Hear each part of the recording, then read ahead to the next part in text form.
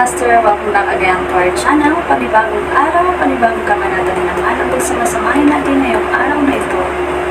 At kung bago ka lang sa ating channel, please click the subscribe button and hit the notification bell para updated kayo sa ating mga susunod na videos. Huwag niyo po sanang skip yung ads natin dahil malaking bagay na po yun sa ating channel.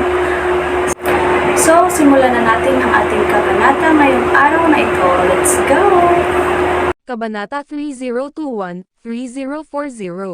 Kabanata 3021. Nasira ang icebed. Lumapit ang mala-phantom na figure sa icebed kung saan nakahiga si Forlivia. Sa paglipas ng gabi sa paggalugad, bumalik si Levi kinabukasan. Ang una niyang ginawa ay suriin ang kanyang anak na babae. Gayunpaman, nakita niyang nagkapira-piraso ang icebed nito pagdating sa quarters nito. Hindi man ito natunaw ay nagkapira-piraso pa rin ito dahil sa pagkabasag ng kung sino. Si Forlivia ay nakahiga sa lupa na hindi na nagyelo sa yelo. Nagsimulang kumilos muli ang final malice. Ang muling pagbabalik sa pagkakataong ito ay mas malala kaysa dati.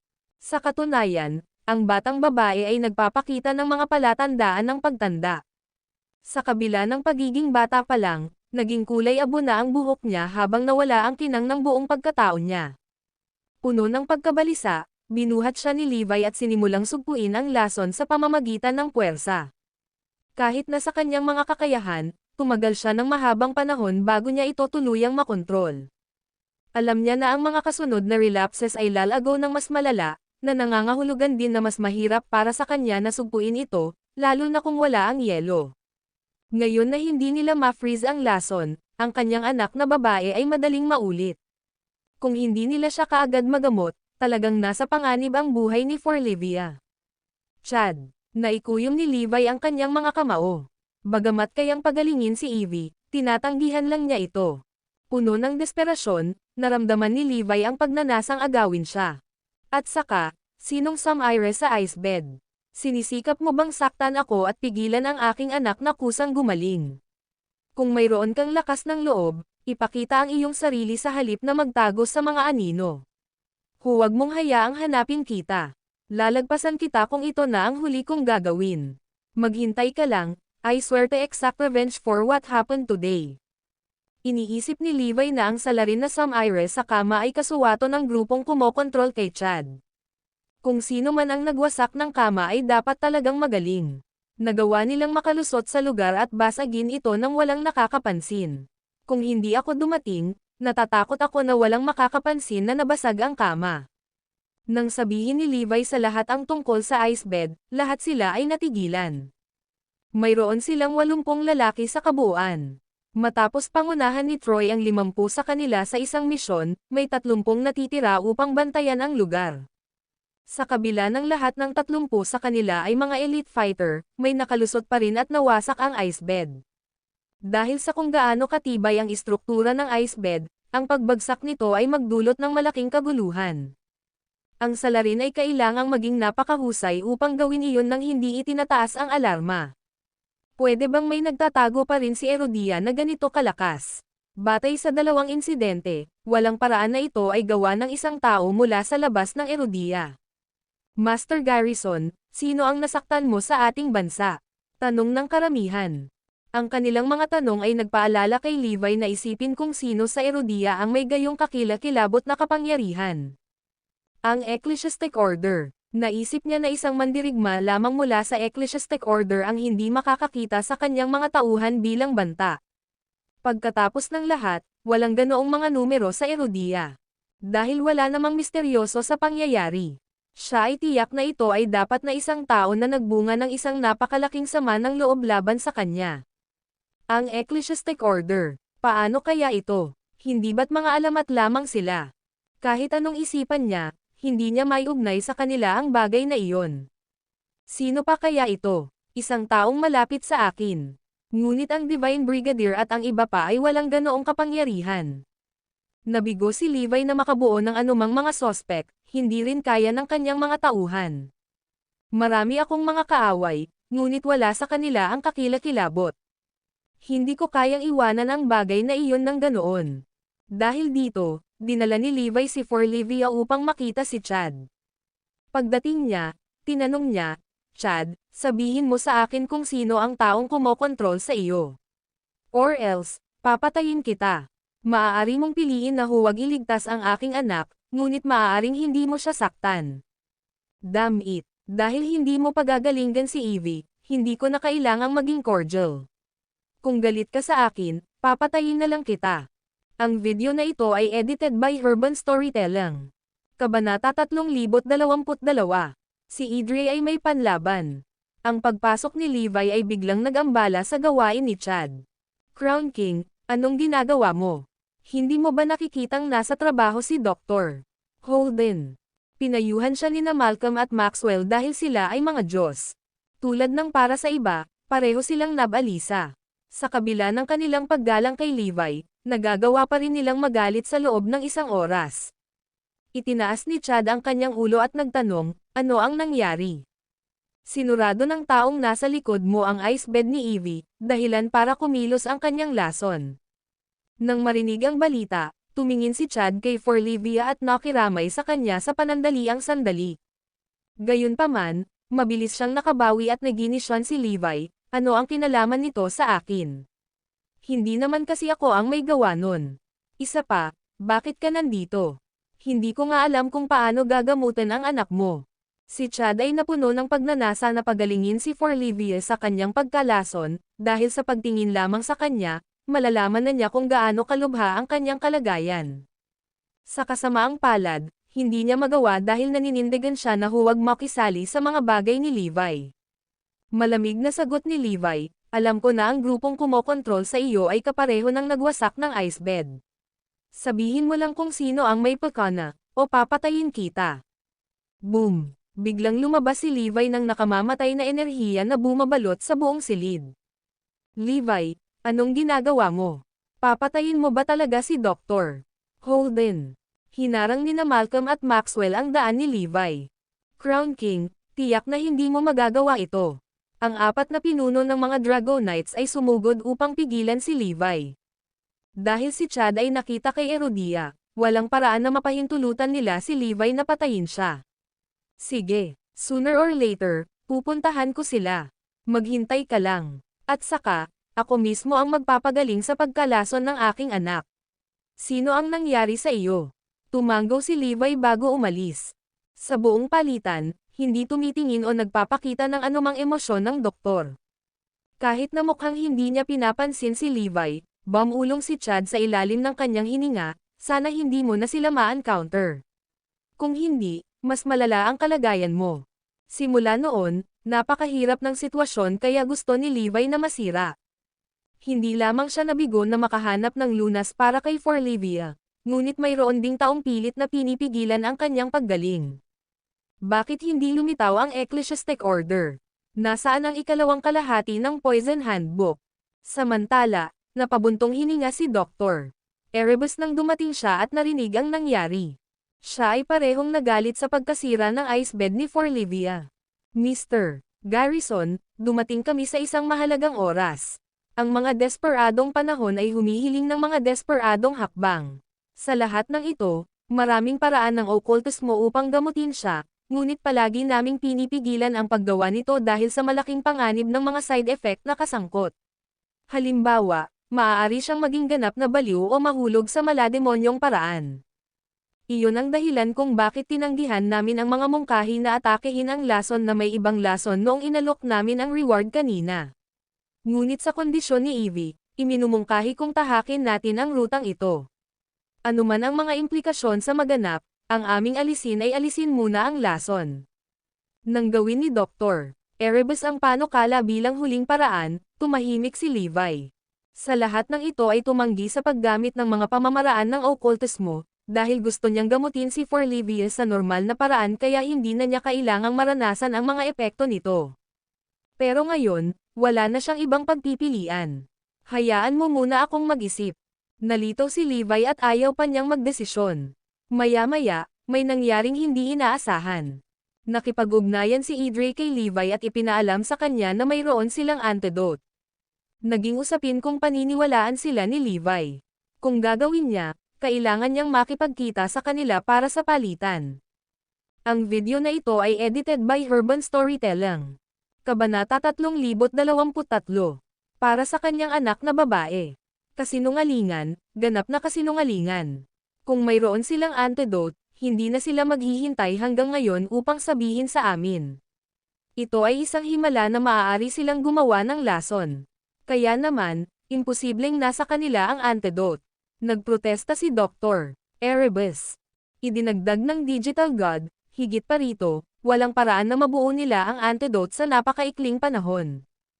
Pareho silang nakatitiyak na ito ang pakana ni Idre para bawiin si Levi, tulad ng kung paano dinaya sila ng mahiwagang kapangyarihan ng mga mahahalagang bagay noon. Ang Idre ay palaging may intensyon na linlangin si Levi at naghihintay ng perpektong pagkakataon na gawin iyon. Laking sorpresa ng lahat, nalinlang ni Hydren si Levi bago pa ito magawa ng karibal nito. Dahil dito, naghintay na lamang si Idre hanggang sa maging desperado si Levi bago gumawa ng kanilang hakbang. Sa oras na iyon, ang lalaki ay walang pagpipilian kung maniniwala sa kanila. Sa kanyang kawalan ng pag-asa, siya ay magbibitiw sa paghawak sa mga dayami. Walang pag-aalinlangan, sa wakas ay dumating na si Levi sa yugtong iyon, dahil nawasak na ngayon ang ice bed at kumikilos na ang lason ni Forlivia. Sinusubukan lang ni Idre ang kanilang kapalaran sa pamamagitan ng pagpapakita ngayon. Hindi mahalaga kung paniwalaan sila ni Levi dahil wala namang mawawala sa kanila. Sa katunayan, marami silang mapapala kung nagawa nilang lokohin siya. Si Dr. Erebus at Digital God ay tumingin sa direksyon ni Levi. Mr. Garrison, ito ay isang pakana. Maaari kong itaya ang aking buhay dito. Ang sinusubukan lang nilang gawin ay linlanggan ka sa pagbibigay sa kanila ng mga gagawin. Sumang-ayon ang lahat. Tama, baka peke sila. Halatang sinusubukan ka ni Idre na lokohin. Magiging mahusay para sa kanila kung sila ay magtagumpay. Kung hindi, wala ring mawawala sa kanila. Huwag pansinin ang mga ito. Hindi ito isang bagay na karapat-dapat tuklasin. Nakatitig ang lahat kay Levi at hinihintay itong magpahayag ng kanyang iniisip. Sa wakas, nagpakawala siya ng buntong hininga. Ano pa bang magagawa ko? Sinubukan na ni Evie ang lahat, ngunit walang gumana. Alam kong sinusubukan ni Idre na lokohin ako. Pero paano kung mayroon talaga silang antidote? Kahit na maibsan lang nito ang mga sintomas, mas masaya akong tanggapin ito. Kailangan kong kunin ang pagkakataon hanggat may kaunting pag-asa. Kung tutuusin, walang halaga sa akin ang mga resources na iyon lalo na't mayroon akong unlimited supply. Ang kalusugan ni Evie ang tunay na mahalaga. Nang marinig ang sagot ni Levi, napabuntong hininga ang lahat. Pagkatapos ng lahat, walang sino man ang pipili na maniwala sa isang bagay na may posibilidad ng tagumpay kung mayroon silang pagpipilian. Tumingin si Levi kay Dr. Erebus. Erebus, kontaken si Idre at sabihin sa kanila na naniniwala ako sa kanila. Anyayahan din sila sa Erudia para sa negosasyon. Isang mahabang buntong hininga ang pinakawalan ni Dr. Erebus bago siya pumayag dahil ang pagtitiwala kay Idre ay lubos na insulto sa kanila. Alam nilang mas galit si Levi kay Idre kaysa sa kanila at ginawa niya ang desisyon dahil sa desperasyon.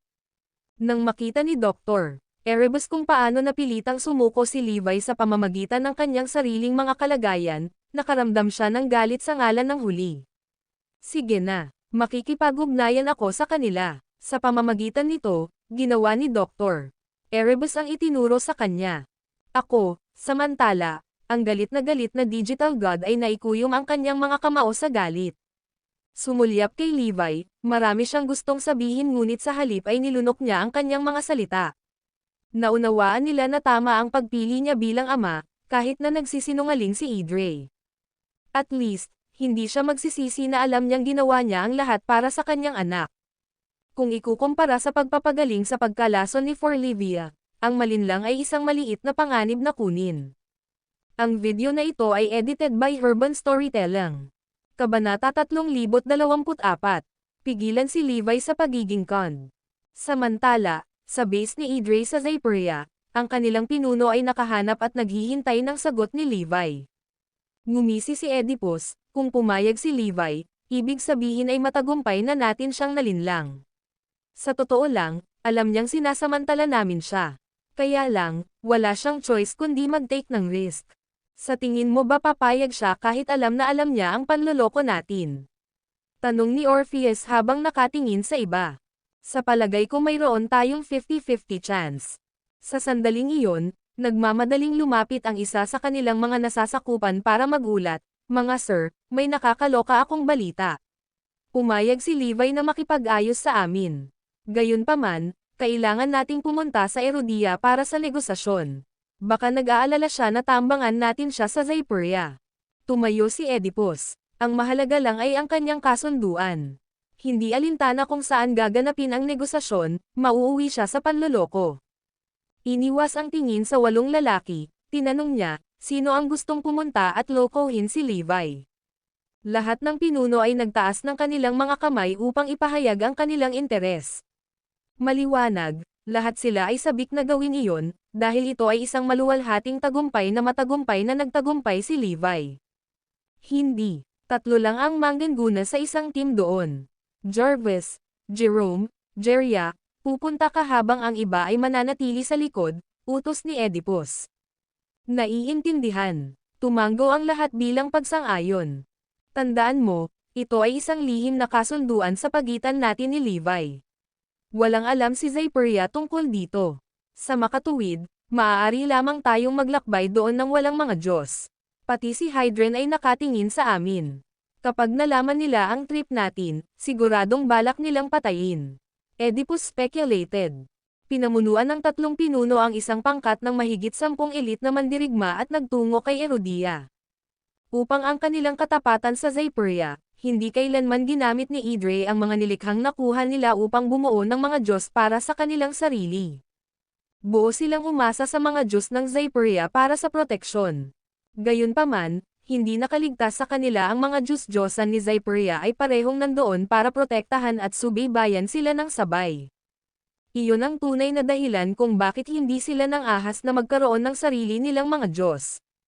Hindi nagtagal, dumating ang 3 pinuno at ang kanilang mga kasama sa isa sa mga pinaghihigpitang lugar ng Erudia nang walang kaalam-alam. Nang maaga silang nakarating sa lugar ng pagpupulong, nag-ensayo sila ng kanilang balak na lokohin si Levi. Naisip na nila kung paano siya mahuhulog sa kanila. Sa kabila ng pag-alam na ito ay isang setup, si Levi ay walang pagpipilian kundi ang makipaglaro at pagbigyan ang lahat ng kanilang mga kahilingan. Kung sinabi nila sa kanya na ang antidote ay nasa Zypuria at ang maliit na piraso ng impormasyon ay nag-iipon ng mga tonelada ng Levi na kristal ng enerhiya, siya ay walang ibang pagpipilian kundi ang sumunod. Kung tutuusin, pusta siya sa kapirasong pag-asa. Anuman ang katotohanan nito, kailangan niyang subukan. Samantala, si Levi at ang kanyang mga tauhan ay may nakasalubong na sagabal habang papunta sila sa venue. Pinamunuan ni Maxwell at Malcolm ang isang grupo ng mga kabataan mula sa Cardinal Hall para pigilan siya.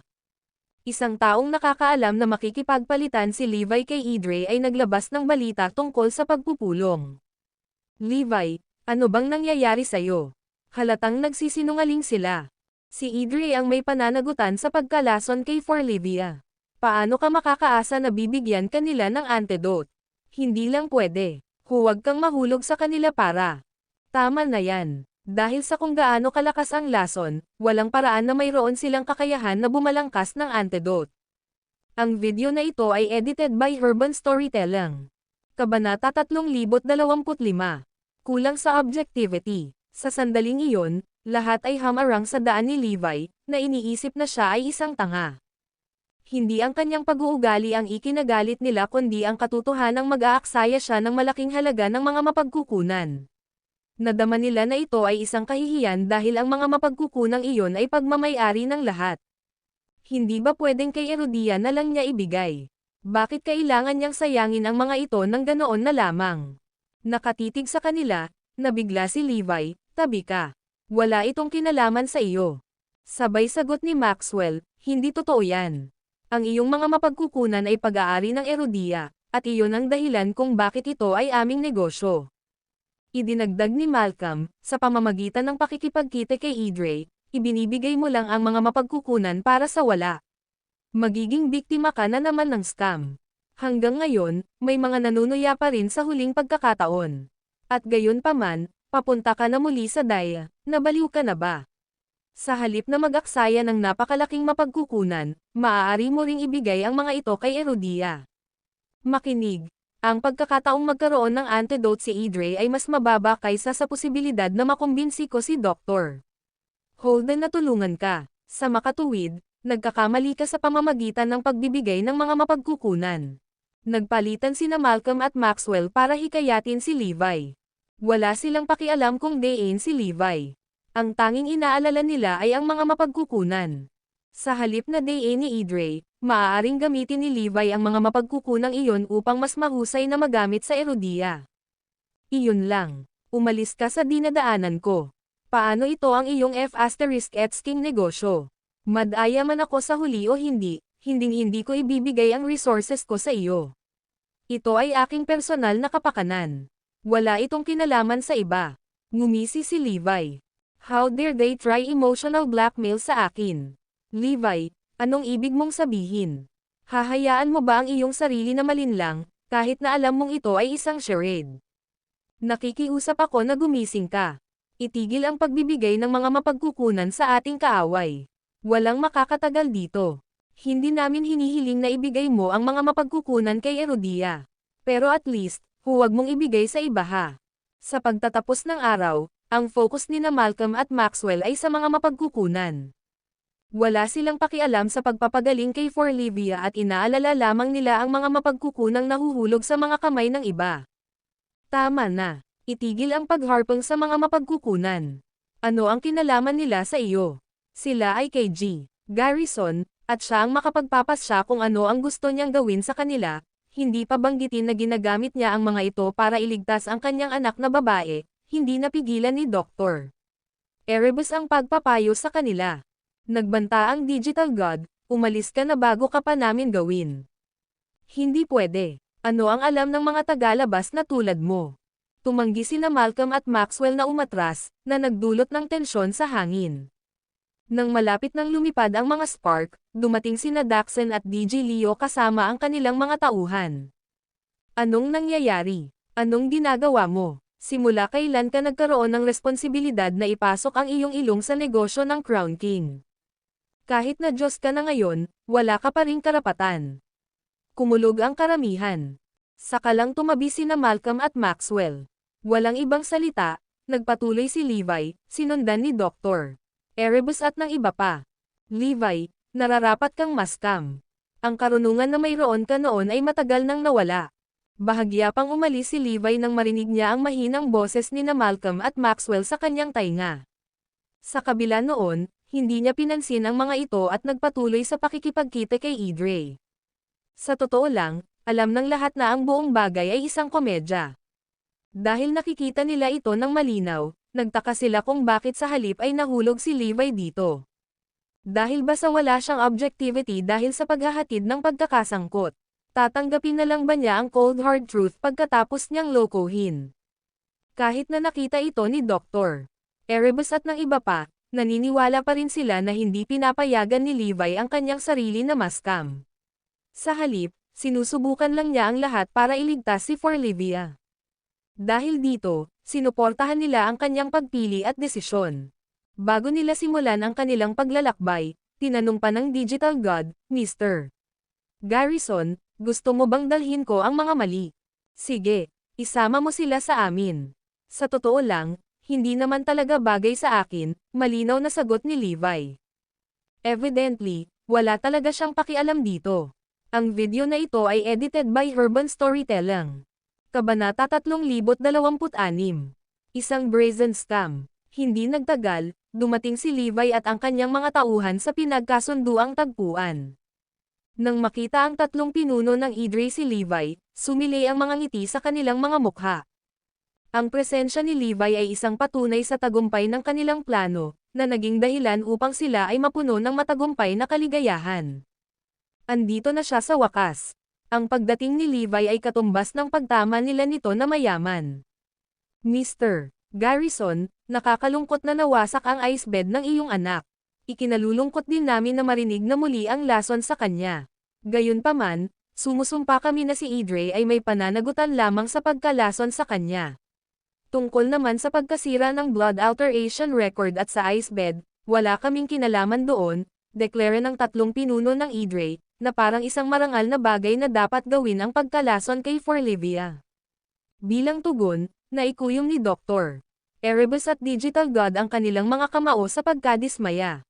Talagang kinukutsa lang nila tayo. Gayunpaman, nakatingin lang si Levi sa kanila mula sa malayo. Nakangiting nagpatuloy sina Jerome at Jeria, Mr. Garrison, nais naming ipahayag ang aming pakikiramay sa nangyari sa iyong anak. Kaya naman, sa pamamagitan ng aming walang humpay na pagsisikap, kami ay nakabuo ng isang panlaban para sa pangwakas na males. Mapapagaling na ang pagkalason ng iyong anak. Hindi pa nakapagsalita ang dalawa, si Dr. Erebus ay napuno ng pagdududa. Tanong niya, sigurado ka bang hindi ka nagsisinungaling? Nasaan ang antidote? Ipakita mo sa akin. Dagdag pa ng Digital God, tama. Tumigil ka sa pagmamayabang. Kung talagang may lunas ka, ipakita mo na lang sa amin. Napangiti si Jarvis, hawakan ang iyong mga kabayo.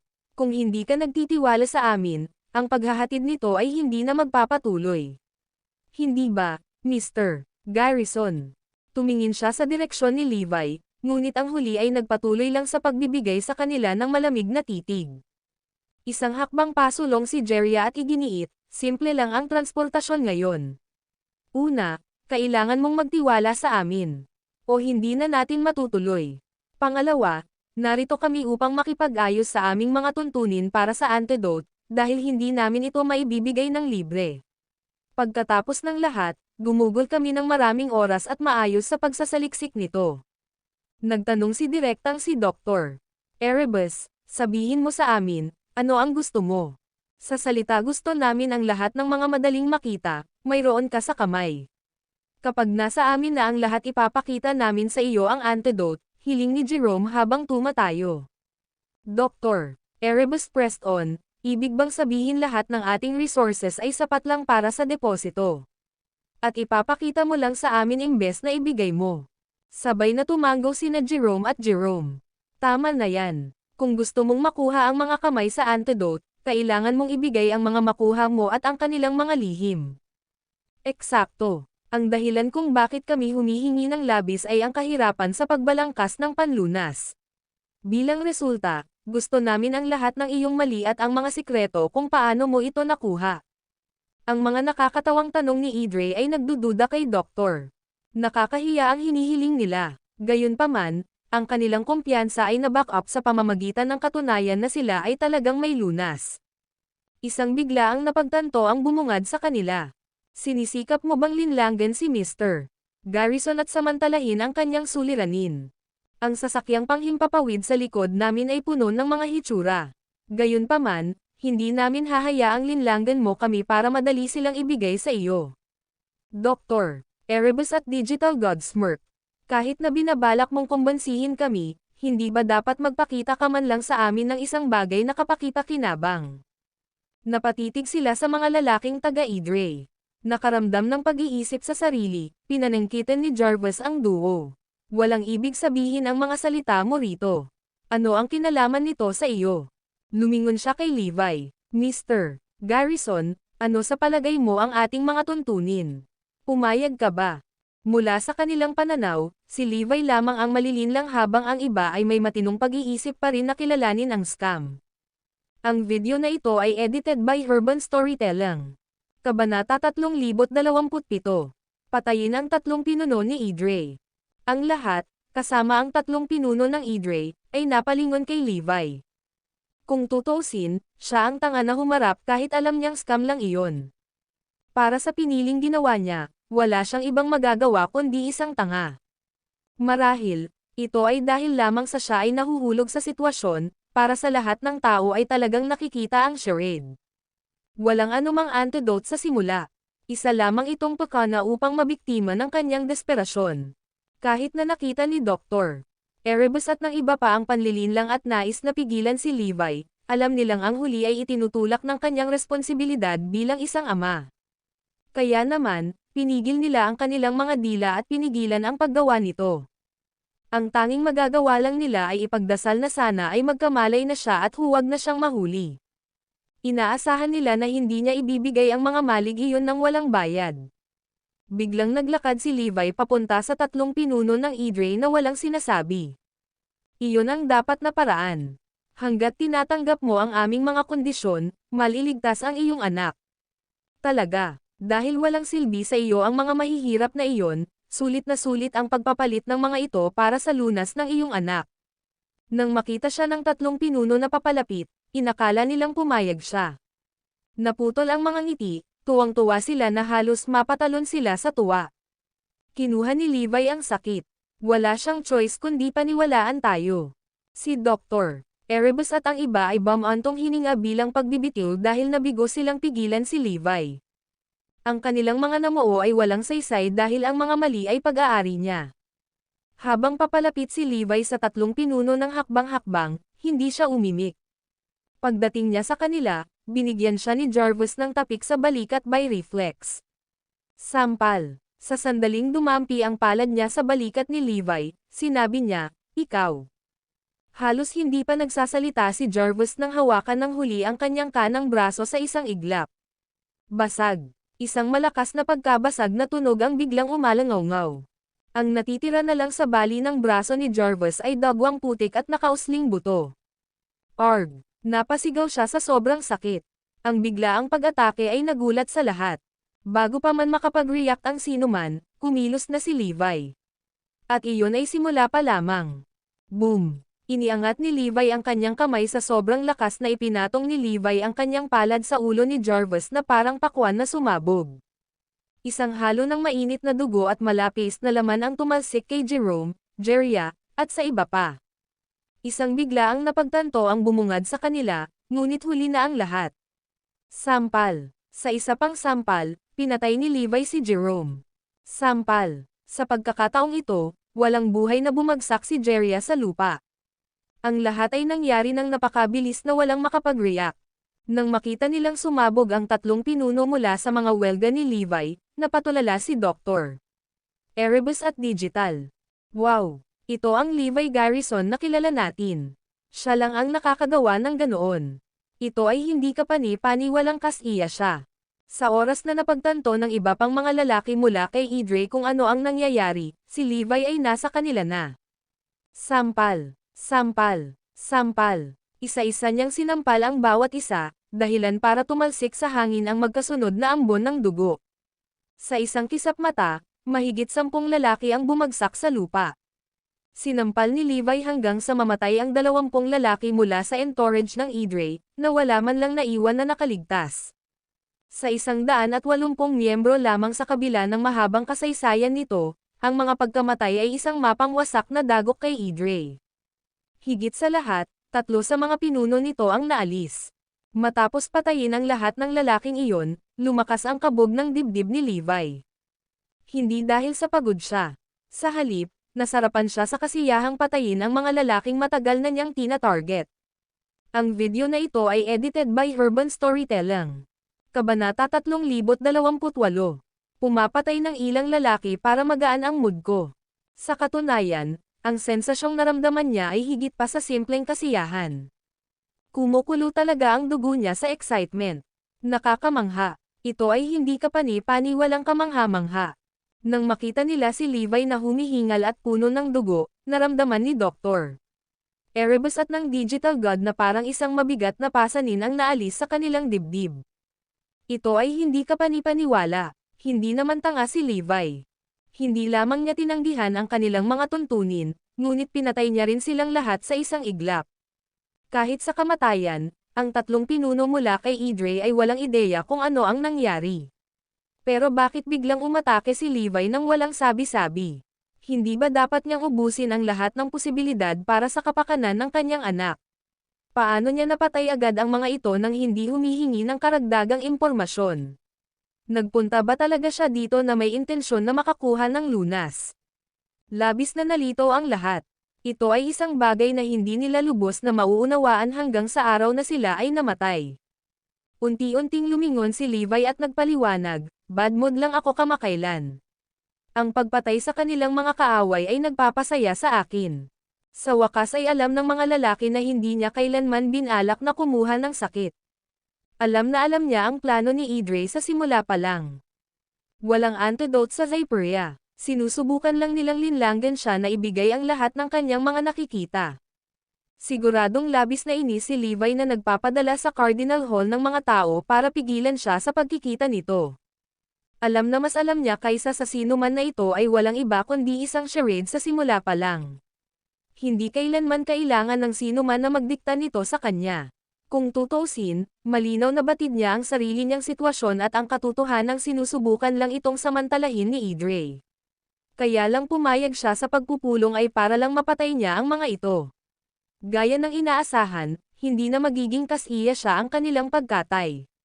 Sa normal na mga pangyayari, hindi kailanman ipinapakita ng mga miyembro ni Idre ang kanilang sarili, lalo na sa pangangaso sa kanila ng Hydran. Palagi silang mananatili sa loob ng Zypria. Kahit na sila ay umalis, sila ay madalas na sinasamahan ng mga Diyos. Inaasahan ni Levi na magkikita sila pagkatapos niyang sumang-ayon sa paraan ng panukala, dahil iyon ang kanyang ginawa para maakit si Idre na patayin. Ang mga resulta ay mas mahusay kaysa sa kanyang hinulaang. Kailangan niyang pumatay ng 3 hamak sa halip na isa. Ngayong nawala na ang tensyon sa kanyang sistema, napabulalas siya, ang sarap sa pakiramdam. Pagkatapos noon, nagpakawala siya ng mahabang buntong hininga. Sa tingin mo ba isa akong tanga para maniwala na mayroon kang antidote? Anong biro? Kahit na gawin mo, maglakas loob ba akong gamitin ito? Humagalpak ng tawa si Levi. Hahaha, akala namin papayag ka. Napangiti si Dr. Erebus at Digital God sa kahihiyan. Sinaman sila ni Levi ng tingin. Mukha ba akong baboy sa sundot? At saka, nagtagumpay ang nakaraang panloloko dahil hinayaan kong mangyari. Na-curious ako kung ano ang tinago nila sa manggas nila.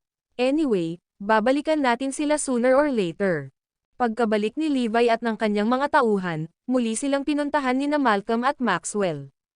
Naibigay mo na ba lahat ng resources mo? Mas mabuti na ba ang pakiramdam mo ngayon? Levi, sa wakas na pagtanto mo na ba kung gaano kakatanga? Magkasunod na tanong ng dalawang bathala. Sampal.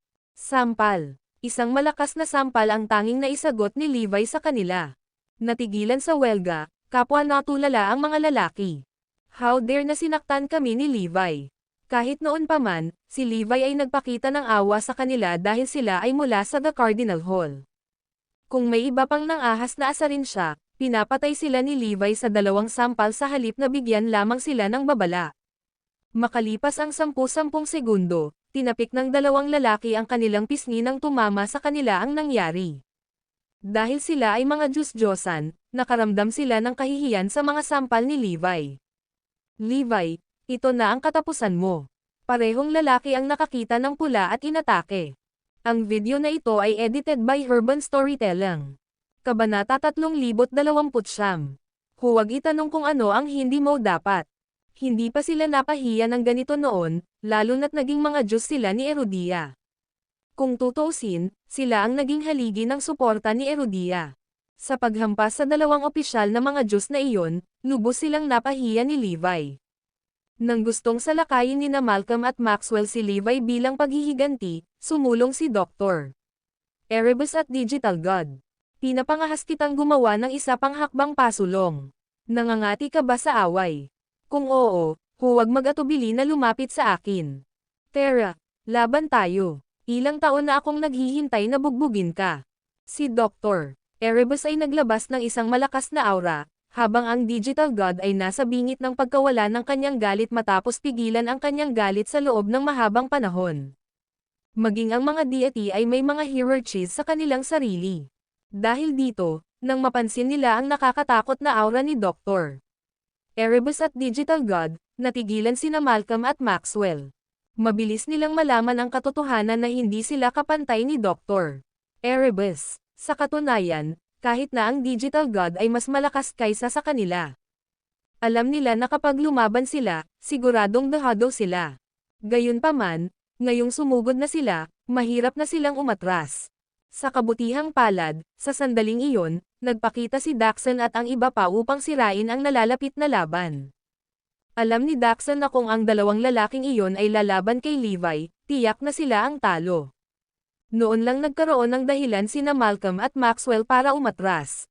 Crown King, Ibinigay mo ba talaga sa kanila ang iyong resources? Bulalas ng isang taong hindi na napigilan ang sarili. Lumingon si Levi at sumilip sa kanya.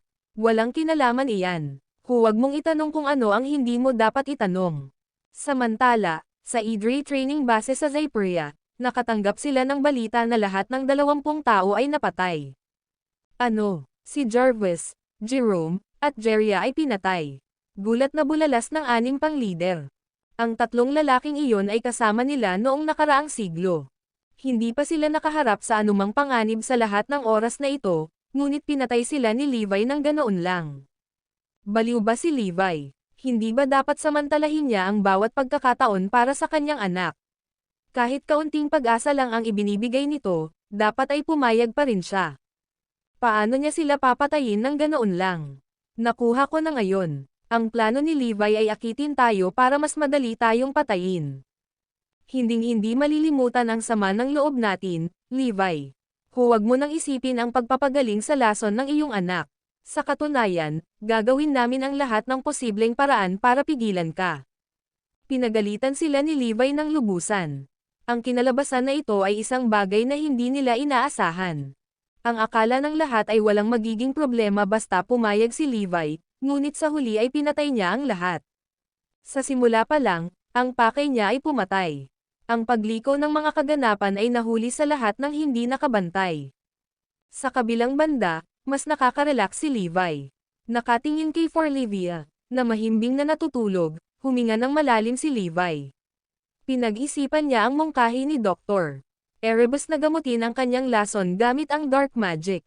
Kahit na ang madilim na salamangka ay maaaring makita sa hindi kanais-nais na mga kahihinatnan, tulad ng pagkawala ng isip ni Forlivia, ito pa rin ang tanging solusyon na natitira.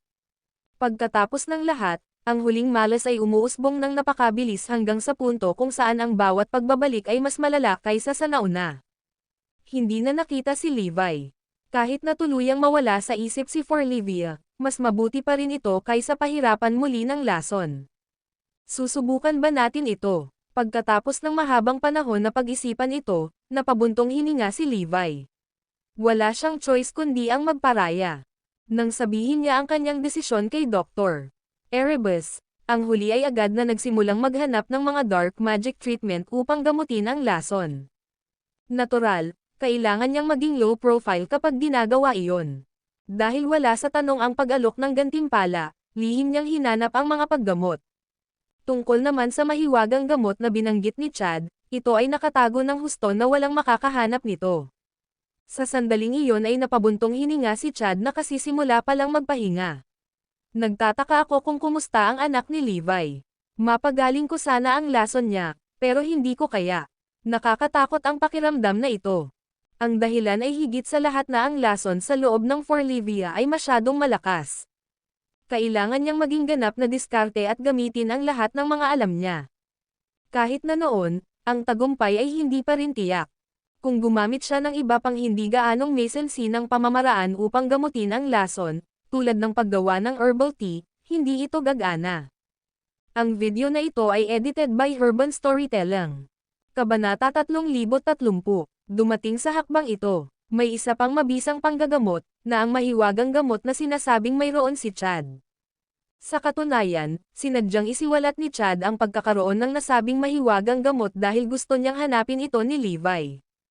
Kung hindi niya nabanggit ang isang mahalagang mahiwagang gamot ng ganoon kadali. Sa kasamaang palad, wala na sa kanya ang mahiwagang gamot.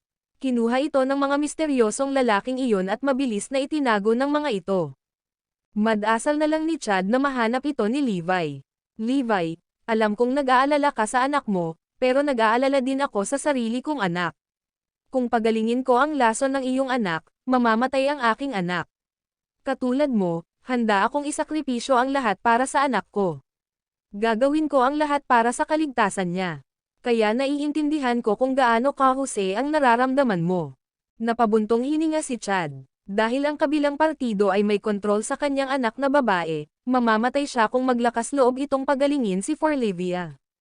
Ito ang dahilan kung bakit siya kumilos ng walang awa. Naisip ni Chad na kung mababaligtad ang kanilang mga tungkulin, gagawin din ito ni Levi. Gustuhin man niyang tulungan si Levi ay hindi niya magawa. Dahil sinusubaybayan ng kabilang partido ang bawat kilos niya, mahuhuli siya kapag may ginawa siyang kainahinala. Isa pa, kahit siya ay walang ideya kung sino ang naglakas loob na target si Levi ng ganoon. Sa madaling salita, clueless pa rin siya kung sino ang nang-hostage ng kanyang anak. Sinusubukan pa niyang alamin kung sino ang mga taong iyon. Nang likhain niya ang mga Diyos para kay Herodia, hindi siya pinigilan ng mga ito. Matapos niyang likhain ang Malcolm at Maxwell, nasa kalagitnaan siya ng paglikha ng isa pang batch. Kahit noon pa man, ang mahiwagang puwersang iyon ay hindi pa nagsabi ng anuman tungkol dito. Si Levi lang ang pinupuntirya nila at pinipigilang gumaling ang kanyang anak. Dahil doon, naghinala si Chad na sila ay taga-Herodia. Sa pamamagitan ng paglikha ng mga Diyos para kay Herodia, hindi niya nilabag ang alinman sa kanilang mga prinsipyo. Sa katunayan, ito ay makikinabang pa sa kanila. Gayunpaman, tila hindi kanais-nais sa kanila kung ang anak ni Levi ay gumaling. Kaya naman, galit na galit nilang pinupuntirya si Levi. At saka, nang ilantad ni Chad ang kanyang sarili, mabilis siyang nahanap ng mga taong iyon. Maliban sa panloob na puwersa ni Herodia, walang sino man ang makakagawa noon. Ang tanging bagay na nakapagtataka sa kanya ay ang mga taong iyon ay sadyang napakalakas. Tila ang bawat iba pang pag-iral sa mundo ay wala sa kanila. Kahit na ilang taon na ang nakalipas mula noong muling pagkabuhay ng espiritual na enerhiya, wala pa ring mga manlalaban si Herodia sa ganoong mataas na uri. Kaya paano ipapaliwanag ng isa iyon? Ito ang dahilan kung bakit ako naguguluhan pa rin. Kung kailangan kong hulaan, maaari lamang ang mga taong iyon. Naningkit ang mga mata ni Chad sa isiping iyon. Ngunit sa palagay ko hindi mahalaga kung sila man o hindi, dahil kahit gaano pa kalakas si Levi, hindi pa rin siya ang magiging kalaban nila. Sa huli, walang pagpipilian si Chad kundi mag-drop ng ilang mga pahiwatig tungkol sa mahiwagang gamot. Gayunpaman, hindi pa rin ito mahanap ni Levi. Kung hindi alam ni Chad kung sino ang pinupuntirya ni Levi, mas malamang na hindi malaman ni Levi. Lingid sa kaalaman ni Chad, sumuko na si Levi sa paghahanap ng mahiwagang gamot. Ngayon, inutusan niya si Dr. Erebus na mabilis na maghanap ng mga dark magic treatment sa buong mundo. Si Redunst, na handang tumulong, ay lihim na nagpadala ng ilang tao upang hanapin at piliin ang mga paggamot na iyon kay Dr. Erebus. Nakahanap sila ng maraming mangkukulam at wizard na nagsasanay ng lahat ng uri ng nakatutuwang dark magic. Sa kalaunan, pumili si Dr. Erebus ng ilang mga pamamaraan na mas makapangyarihan. Gayunpaman, lahat sila ay nagbahagi ng isang pagkakatulad hindi alintana kung ang kinalabasan ay matagumpay, si Forlivia ay magdurusa pa rin sa backlash. Nagkaroon ng isang nakakatawang halimbawa. Ayon sa sinabi ng isang mangkukulam, maaari silang magpatawag ng masamang espiritu para itaboy ang lason. Ngunit, hindi alintana kung ang lason ay maalis, ang masamang espiritu ay mananatili pa rin sa Forlivia. Siyempre, hindi naniwala si Levi sa mga walang katuturan at hindi mapagkakatiwala ang mga paliwanag na iyon. Kahit na hindi tiyak ang mga resulta, sigurado pa rin siya sa katotohanang tiyak na makakaranas si Forlivia ng ilang negatibong epekto. Dahil dito, hindi niya napigil ang ituloy ang plano. Kaya naman, inutusan niya si Dr. Erebus na ipagpatuloy ang paghahanap ng iba pang maaasahang paggamot. Hindi bababasa, dapat silang magbunga ng ilang mga resulta para tanggapin sila ni Levi. Kung ang mga kinalabasan ay hindi tiyak, walang makakaalam kung ano talaga ang mangyayari. Bukod sa pagpapatulong kay Dr. Erebus, nagpadala rin si Levi ng Venom Fiend dahil mas magiging karanasan dito ang isang nilalang na tulad niya. Nakarating na tayo sa hakbang na ito, ha? Bulong ni Levi habang nakatingin kay Forlivia. Ang video na ito ay edited by Urban Storytelling. Kabanata 3031.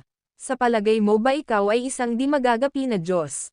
Kung walang magtagumpay, maaari lamang gamitin ni Levi ang mungkahi na ibinigay ng dalubhasa sa shield, ang mapanatili ang kamalayan ni Forlivia at sumuko sa kanyang katawan. Gayunpaman, walang pagnanais si Levi na piliin ang rutang iyon ng pagkilos. Magiging guilty siya magpakailanman. Para sa natitirang yugto ng panahon, ang plano ni Idre na lumikha ng higit pang mga deity para sa Zyperia ay mas umusad. ito ay naging mas mahusay. Bukod pa riyan, ang makapangyarihang Zyperia ay nagsimulang bumuo ng Rank 1 at Rank 2 restricted areas sa bansa. Para naman sa Rank 3 na restricted areas, napakarami na nilang binuo kaya nawalan sila ng bilang. Sa ngayon, ang kanilang mga kasalukuyan ay sagana. Hindi na nila kailangang isipin pa ang tungkol sa pag-agaw ng mga panggagamot ni Levi, dahil ang kanilang sariling mga pag-agaw ay higit pa sa sapat. Habang nagpatuloy ang plano ng deity ni Idre, ang bilang ng mga deity sa Zyperia ay patuloy na tumaas din. Walang nakakaalam kung ano ang eksaktong bilang, maliban sa katotohanang dumarami ito araw-araw sa isang nakakatakot na lawak.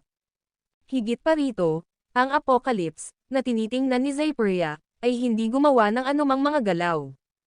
Para bang lahat ng mga Diyos-Diyosan sa Apocalypse ay naglaho sa manipis na hangin. Hindi na sila nagpakita pagkatapos ng araw na iyon.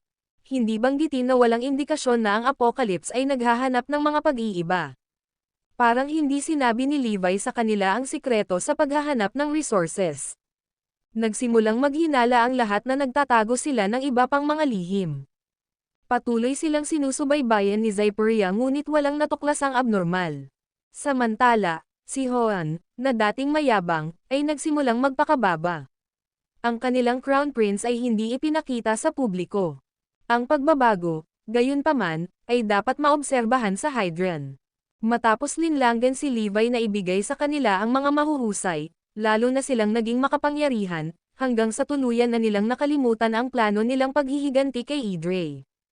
Ngayon, abala sila sa kung paano sila magiging mas malakas at magiging kapantay ng mga puwersang-puwersa. Sa katunayan, wala silang nakikitang masama kung isuko ang kanilang planong paghihiganti. Para sa kanila, ang paghihiganti ay walang iba kundi isang dahilan para lalo pang maging makapangyarihan ang organisasyon. Sa loob ng maikling panahon na iyon, tumaas ang kanilang bilang sa 200,000. Mayroon ng 170 Diyos sa kanila, at ang bilang ay patuloy na dumarami. Nagtatag pa sila ng maraming alituntunin at regulasyon, na para bang sila ay naging isang bansa. Malinaw na sinusubukan ng organisasyon na kumita para sa kanilang sarili. Hindi nagtagal, tumigil pa sila sa pagtatangkang pumatay ng mga tao mula kay Idre. Mula nang maitatag ang Hydran, wala pa silang napatay na isang tao mula kay Idre. Sa kabilang banda, 20 na ang napatay ni Levi. Sa kabila nito, patuloy nilang sinisisi si Levi dahil sa hindi niya paglakas loob na maghiganti kay Idre at pinuna ito sa pagiging duwag. Si Zarain naman, sobrang low profile nila kaya wala nang nabanggit sa kanila. Maraming mga Diyos-Diyosan ang gustong saktan si Zarain, ngunit lahat sila ay nawala nang makarating sila doon. Walang nakakaalam sa nangyari. Si Erodia ay malamang na nagbago. Matapos makuha ang mga nakita ni Levi at makuha ang tulong ni Chad, ang mga De ay patuloy na lumitaw ng sunod-sunod. Marami sa mga matandang kakilala ni Levi ang nagmula sa mga paksa ng pagsubok tungo sa ganap na mga Diyos. Matapos maging deities si Zoe at ang iba pa, ang una nilang ginawa ay sumugod para gamutin si Forlivia. Nais nilang ang kanilang malakas na paggamit ng enerhiya upang alisin ang mga lason, ngunit si Forlivia ay nauwi sa pagbabalik. Buti na lang at nandoon si Levi. Dahil nasa tabi niya ito, nagawa niyang sugpuin ang lason ni Forlivia. Kung hindi, siya ay namatay. Siyempre, pinagalitan sila ni Levi pagkatapos at ipinaalala na ang Diyos ay isang titulo lamang, hindi ibig sabihin na sila ay tunay na mga Diyos. Ngayon, ang lahat ng mga Diyos na iyon ay iniisip na sila ay hindi magaganap na mga Diyos. Naniniwala sila na malulutas nila ang lahat ng problema gamit ang kanilang kapangyarihan. Gayunpaman, ang mga Diyos-Diyosan ay yaong mga nakakuha lamang ng isang tiyak na halaga ng enerhiya. Habang binabalot sila ng enerhiya na parang halo, tinatawag sila ng mga tao na Diyos. Bagaman sila ay makapangyarihan, hindi sila magapi. Gayunpaman, natutuwa pa rin si Levi na maaaring lumakas si Erodia. Sa ganitong paraan, mapoprotektahan ng bansa ang sarili sa mga oras na wala siyang roon. Iyon ay sinabi, imposible pa rin na gamutin ng mga deity na iyon si Forlivia. Ang video na ito ay edited by Herban Storytelling. Kabanata 3032. Ang Ultimate Parasite. Samantala, si Troy at ang iba ay gumagawa pa rin ng kanilang misyon, ang hanapin ang ecclesiastic order. Gayunpaman, wala pa rin silang mahanap na anumang mga pahiwatig. Para bang hindi lumitaw ang ecclesiastic order. Gayunpaman, naniniwala si Levi na ang mga taong nakita niya sa South Pole ay kabilang sa ecclesiastic order. Maliwanag, naakit sila ng enerhiya na enerhiya. Nahulaan ni Levi na dati silang nakatira sa isang kapaligiran na may maraming enerhiya na enerhiya. Kapag nagkaroon ng kritikal na kakulangan ng enerhiya sa mundo, hindi angkop para sa kanila ngunit nagpapatuloy sa pamamahala doon. Ngayon na may sapat na enerhiya, nagpasya silang lumabas muli. Tama ang hula ni Levi. Marami mula sa ecclesiastic order ang lumitaw upang maghanap ng mga mahiwagang halamang gamot at mga pagpipilian na bato sa buong mundo. Gayunpaman, dahil mayroon silang mga bagay na maaaring itago ang kanilang aura, hindi ito matutuklasan ni Troy kahit na magkita sila. Ang tanging pagbubukod ay kung mayroon silang pisikal na pakikipag-ugnayan. Ito ay isang bagay na hindi naisip ni Levi. Kahit na tinuruan niya si Troy at ang iba pa kung paano makilala ang mga tao mula sa ecclesiastic order, sadyang tinakpan ng mga miyembro ang kanilang mga aura. Dahil wala na silang pinagkaiba ngayon sa ibang ordinaryong tao, walang makakadetect sa kanila. Samantala, natagpuan ni Dr. Erebus ang maraming dark magic na pamamaraan. Gayunpaman, iginiit ni Levi na subukan muna ang mga unang yugto ng paggamot sa kanyang sarili. Kumuha muna siya ng lason na hindi nakakapinsala sa kanya. Pagkatapos, ginamit niya ang mga dark magic na pamamaraan upang gamutin ang lason upang siyasatin ang kinalabasan at mga potensyal na epekto. Kaya lang, araw-araw siyang nag-eeksperimento. Gayunpaman, wala siyang mahanap na anumang paggamot na talagang makakapagpagaling kay Forlivia. Sa halip, ang mga paggamot na iyon ay may mga epekto. Sa kabutihang palad, dahil lahat sila ay nasubak muna kay Levi, maaari niyang paalang bisa ang mga epektong iyon sa kanyang sarili. Minsan, nakahanap si Redunst ng masyadong paggamot na maaaring makapinsala sa Forlivia, kaya lang ang mga side effect nito ay nakakatakot. Mabubulok ang katawan, walang iwanan kundi isang lusek ng laman at dugo. Nangangahulugan lamang ito na ang Forlivia ay mapupunta mula sa isang kakilakilabot na sitwasyon patungo sa isang napakasakit. Ang kinalabasan ay pareho siya ay mamamatay sa alinmang paraan. Nakahanap si Dr. Erebus ng isa pang dark magic treatment pagkatapos noon. Maaari nitong gamutin ang lason, ngunit si Forlivia ay kailangang maging isang manika ng walang anumang kamalayan at pag-iisip. Halatang hindi rin matanggap ni Levi iyon.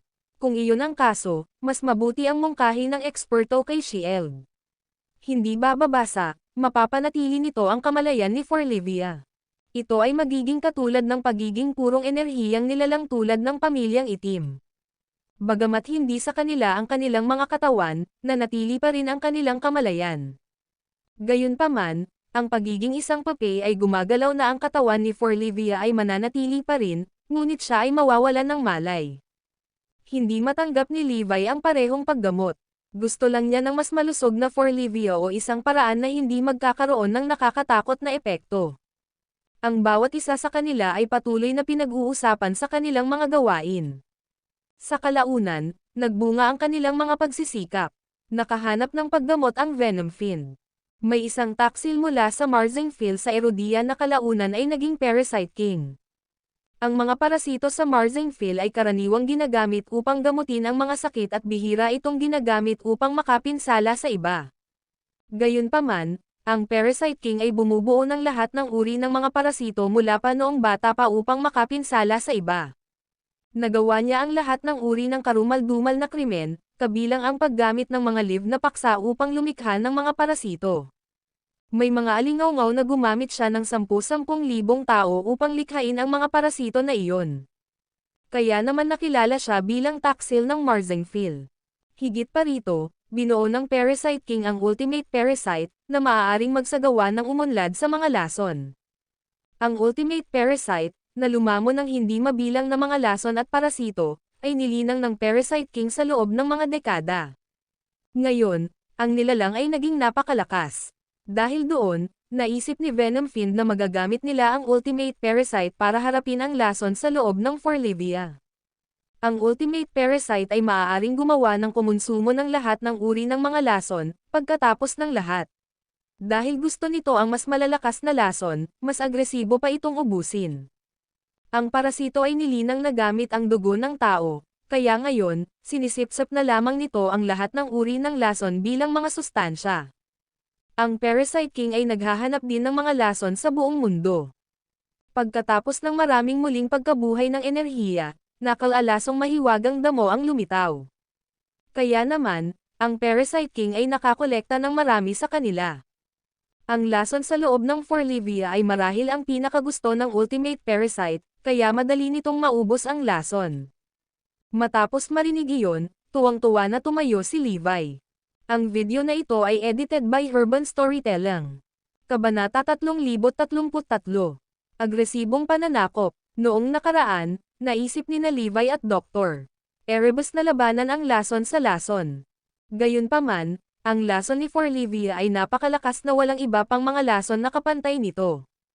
Bumalik sa Hoenn, sinubukan ng isang wizard na gumamit ng parasito upang sumipsip ng lason ni Forlivia.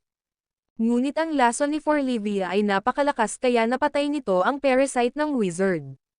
Nang marinig kung paano umiral ang ultimate parasite para lamang sa pagkonsumo ng lason, natural na interesado si Levi. Higit pa rito, naisip niya na kung kainin ng ultimate parasite ang lason ni Forlivia, aalis ito pagkatapos dahil wala nang silbi ang Forlivia para dito. Nangangahulugan ito na hindi siya magdurusa sa anumang epekto. Sa pamamagitan nito, gagaling ang kanyang lason. Hindi natin dapat alertuhan ang sino man tungkol dito. Napakaraming tao ang nagtatarget kay Evie na marami ang susubok na pigilan kami kung alam nilang nakahanap kami ng paggamot. Tsaka ang dami ko pang napatay na taga-Idre. Siguradong sasamantalahin nila ang pagkakataong maghiganti. Kapag nalaman nila ito, gagawin nila ang lahat para lang isabotahe ang mga plano natin, babala ni Levi. Kaya naman, si Dr. Erebus at ang iba pa ay tahimik na kumilos upang walang makaalam kung ano ang susunod na hakbang ni Levi.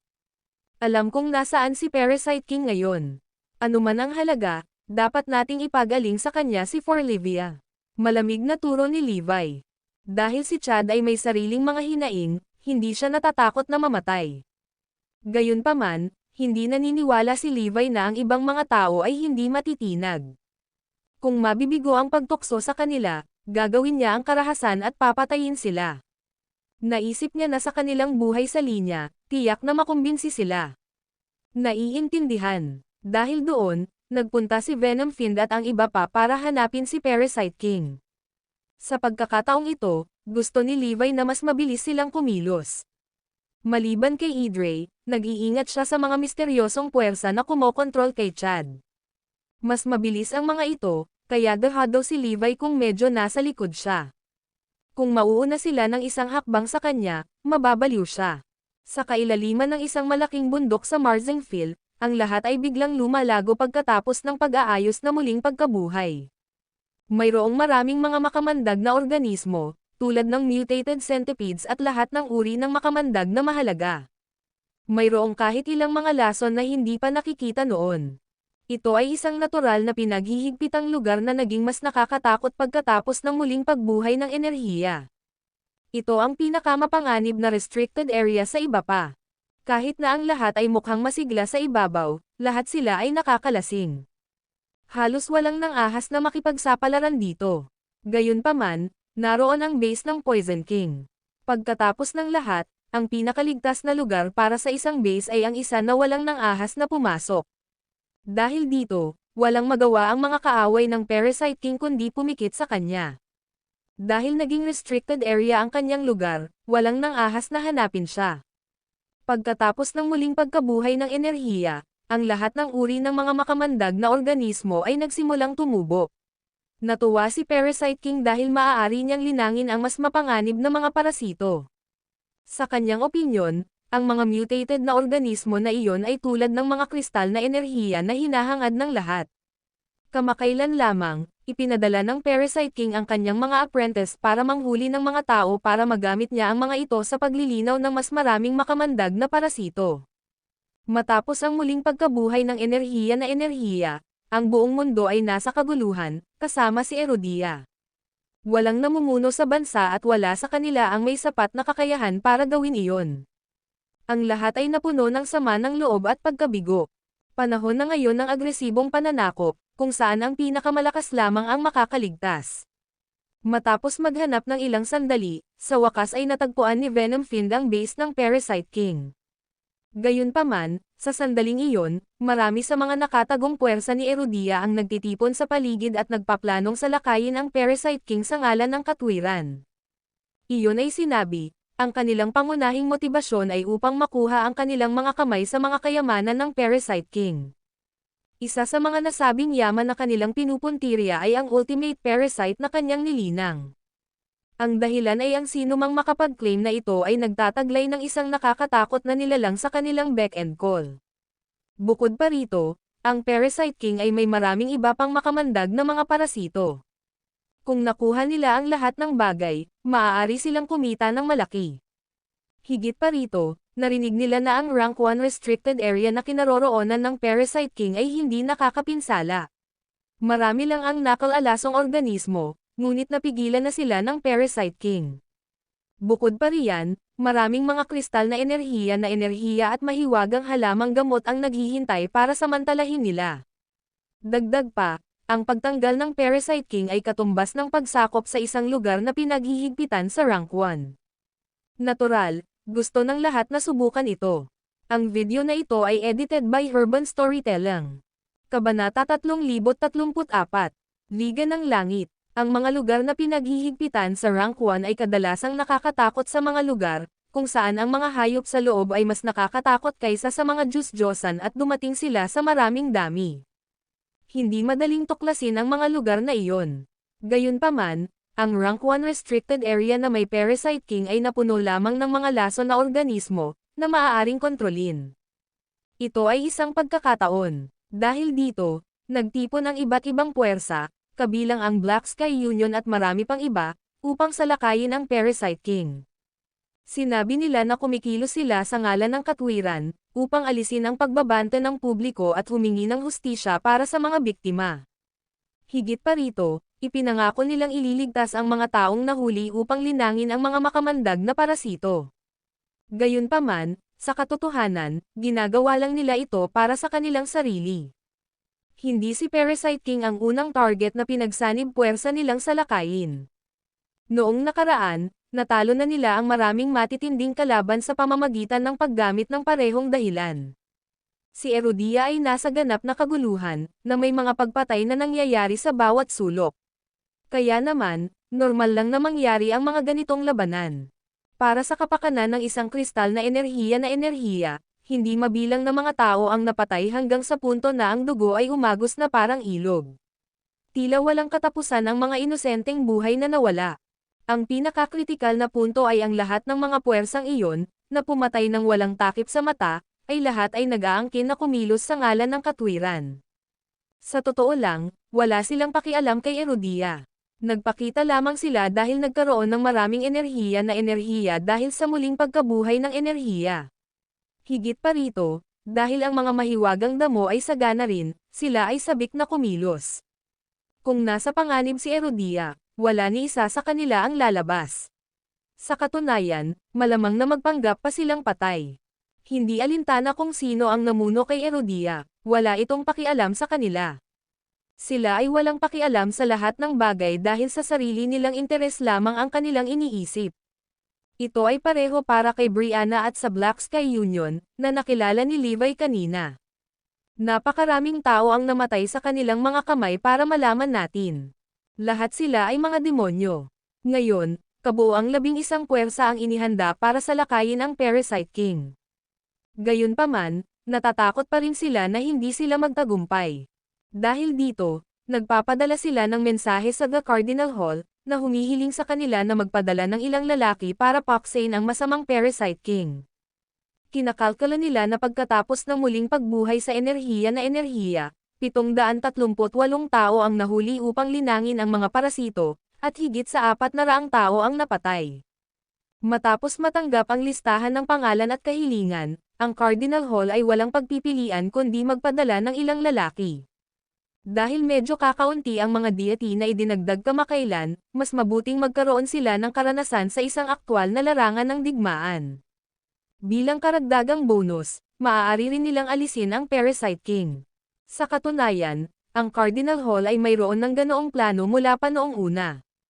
Sadyang napakaraming panloob at panlabas na pakikibaka ang kinakaharap ni Erudia kaya hindi nila nalutas ang mga panloob na problemang iyon sa mahabang panahon. Ngayong marami na silang mga Diyos, pinaplano na ni Daxon na tugunan ang mga problemang iyon. Nagkataon, ang mga puwersang iyon ay sama-samang humiling sa The Cardinal Hall na nagpapadala ng ilang tao upang salakayin ang Parasite King. Sa pamamagitan nito bilang panimula, ang Cardinal Hall ay maaaring magpatuloy sa kanilang napakalaking plano upang maalis ang lahat ng kanilang mga panloob na problema. Bukod dito, mayroon na silang sapat na kakayahan upang gawin ito. Sa masaganang nakita ni Levi at ang nakakatakot na kakayahan ng Miracle Doctor, ang bilang ng mga deity sa Erudia ay tumaas ng husto hanggang sa daan-daan. Maging si Daxon mismo ay naging isang Diyos din.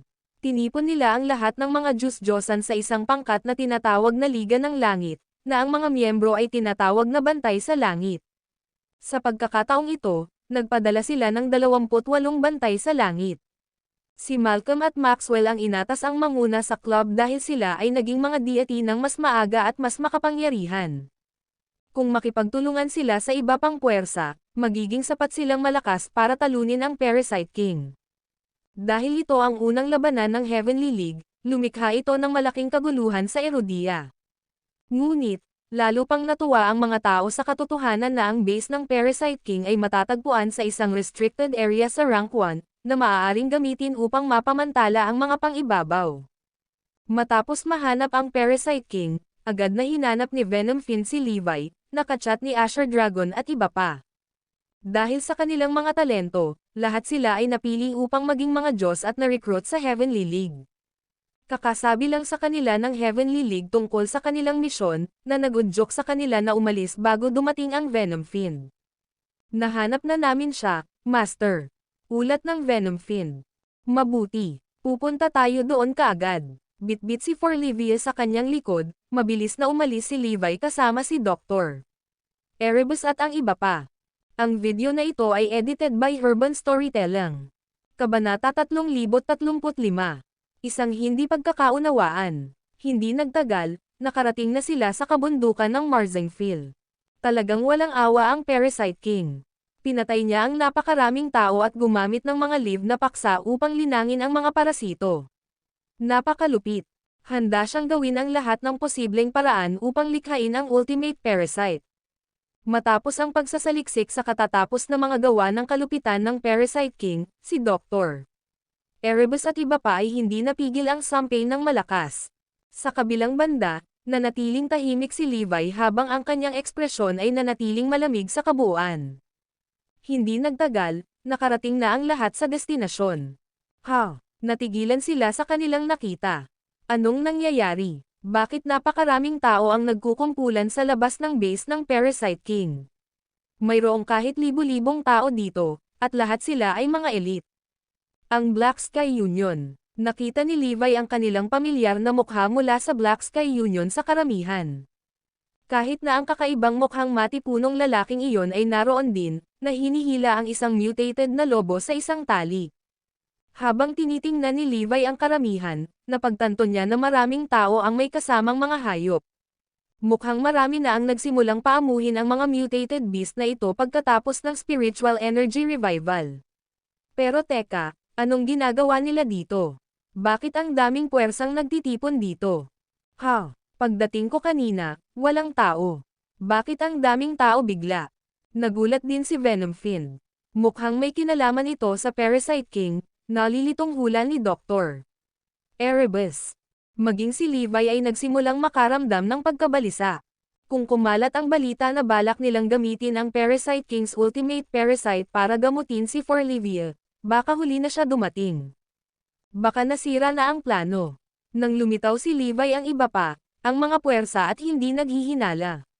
Akala lang nila andito si Levi para sabay na atakihin si Parasite King. Parito, dahil ang mga puwersang ito ay lumitaw lamang dahil sa muling pagkabuhay ng bukod sa enerhiya, hindi pa nila nakita si Levi noon.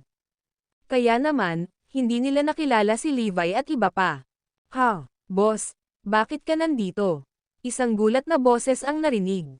Lumapit ang mga tao mula sa Heavenly League, kasama sina Asher Dragon, Floyd, at iba pa. Nakatanggap sila ng misyon mula sa Heavenly League para salakayin ang Parasite King. Hindi nila inaasahan na makakabangga nila si Levi at iba pa.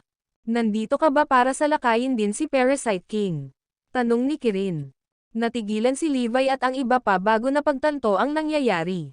Kaya, ang lahat ng mga taong ito ay natipon dito upang salakayin ang Parasite King. Anong nangyayari? Tanong ni Levi. Sinabi ni Asher Dragon kay Levi ang lahat, kaya napabuntong hininga ang huli. Inakala ni Levi na sadyang pumunta rito ang kanyang mga kalaban para sabotahe ang kanyang plano matapos mapagtanto ang pagkakaroon ng Parasite King. Nagkataon lang ang lahat, gayunpaman, dahil nandoon lang sila para salakayin si Parasite King at alisin ang mga banta sa lipunan tulad niya. Noong si Erudia ay walang mga Diyos-Diyosan, sila ay binubuli ng mga halos puwersa ng labas at ang bansa ay masira. Ang nagpulala pa rito ay bukod sa umaatake ang mga puwersa sa labas, si Erudia ay nagkakaroon din ng panloob na alitan. Ang kaguluhan ay lumitaw nang ang napakaraming nakatagong puwersa ay lumitaw nang wala saan. Sa kabutihang palad, ang mga puwersang ito ay hindi ganoon kalakas sa panahon na ito kung saan gumagala ang mga Diyos sa mundo. Katulad sila ng sinaunang angkan ng Garrison, umiiral lamang sila sa mga lugar na may higit na mga katangian na enerhiya. Ito ay katulad ng Restricted Area 76 na winasak ni Levi. Ang kanilang ginagawa ay talagang na enerhiya lamang. At dahil ang enerhiyang ito ay umiiral lamang sa mga lugar kung saan sila nakatira, hindi sila lumabas. Gayunpaman, dahil may maraming enerhiya sa labas pagkatapos ng muling pagbangon, lumitaw silang lahat. Bawat isa sa kanila ay naging salot para kay Erudia. Dahil ang The Cardinal Hall at ang iba pa ay walang sapat na kakayahan upang kalabanan sila, wala silang pagpipilian kundi ang manood ng walang magawa. Ngayon, sa wakas ay nilikha na nila ang mga Diyos-Diyosan at itinatag ang Heavenly League upang malutas ang mga problemang ito. Si Dr. Erebus at ang iba pa ay nakahinga rin ng maluwag. Akala nila ay napakabagal ng hakbang nila, ngunit ang lahat ay naging hindi pagkakaunawaan. Sa kabutihang palad, nakarating kami sa oras. Isa lang itong false alarm. Naisip namin na ang mahiwagang puwersa ay napakaalam na anuman ang aming mga plano, mahulaan pa rin nila ang aming mga susunod na hakbang at pigilan kami sa oras. Ang video na ito ay edited by Urban Storytelling. Kabanata 3036. Hindi pa siya dapat mamatay. Si Dr. Erebus at ang iba pa ay hindi nakahinga ng maluwag na mali ang kanilang hula. Sa bagay, 4 lang naman ang nakakaalam nito. Kahit nakalakas ang misteryosong puwersa, ang pag-install ng mga gaanong tracking device sa katawan ni Levi ay lampas pa rin sa kanila. Natutuwa sila na walang nangyaring masama, ngunit agad na lumitaw ang mga pagsimangot sa kanilang mga mukha nang makatagpo sila ng isa pang problema. Sa normal na mga pangyayari, lahat sila ay sumang-ayon na lipulin ang Parasite King. Siya ay napakasama na ang lahat ay may nag-aalab na puot sa kanya. Kahit na si Dr. Erebus ay nagsagawa ng higit pang mga eksperimento kaysa sa kanya, ang karamihan sa mga eksperimentong iyon ay isinagawa sa mga bangkay o iba pang nabubuhay na nilalang. Napakabihirang nag-eksperimento si Dr. Sa katunayan, kahit si Dr. Erebus ay gustong patayin si Parasite King ng napakasama. Karamihan sa mga makamandag na parasito ng Parasite King ay napino sa pamamagitan ng paggamit ng mga sanggol. Ang parasito ay lalago sa loob ng katawan ng sanggol at kalaunan ay ubusin ito sa paglaki. Ang katotohanan na ang gayong masamang anyo ng pangkukulam ay umiral ay naiinis sa lahat hanggang sa kaibuturan. Gayunpaman, hindi pa nila kayang patayin si Parasite King dahil kailangan niya ni Levi para pagalingin si Forlivia. Habang lahat sila ay sumang-ayon na ang Parasite King ay ganap na kailangang patayin, ang kanyang kamatayan ay kailangang maghintay hanggang matapos na gumaling si Forlivia sa kanyang pagkalason. Gayunpaman, may panganib pa rin na may ibang makauna sa Parasite King.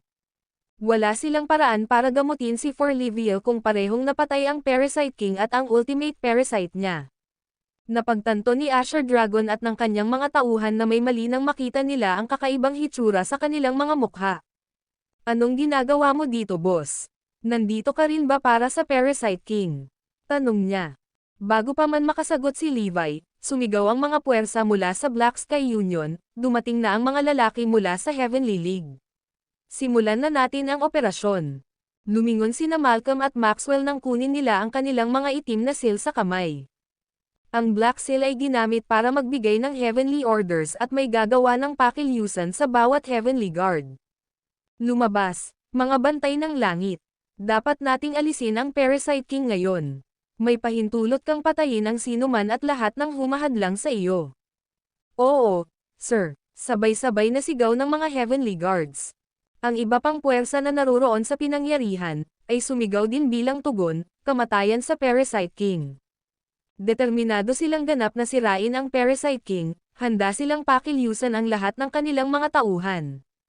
Hindi pinansin ni Asher Dragon at ng kanyang mga tauhan si Levi nang lumipat sila sa frontline at naghahanda sa pag-atake.